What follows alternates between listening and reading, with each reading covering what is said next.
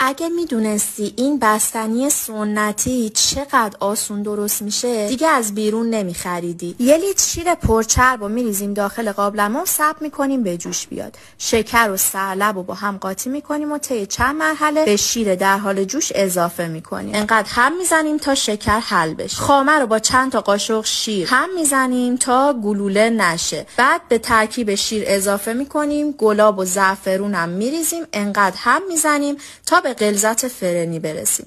حالا مایمونو داخل ظرف میریزیم، وقتی به دمای محیط رسید داخل فریزر میذاریم. بقیه خامه رو داخل یک کیسه پهن میکنیم و میذاریم فریزر تا کاملا یخ بزنه. مواد بستنی رو هر 45 دقیقه یک بار از فریزر در میاریم و یه هم کوچولو میزنیم تا هم بستنیمون یخ نزنه، هم با کیفیت و کشدار بشه. 5-6 بار این کار رو انجام میدیم. توی مرحله 6م پسته و خامه خرد شده رو بهش اضافه میکنیم و هم میزنیم. اگه مثل من بستنی حصیری دوست دارین، داخل یه ظرف کیسه فریزر میندازیم، نون بستنی، مواد میریزیم و دوباره نون بستنی میره توی فریزر یه شب تا صبح و آماده است.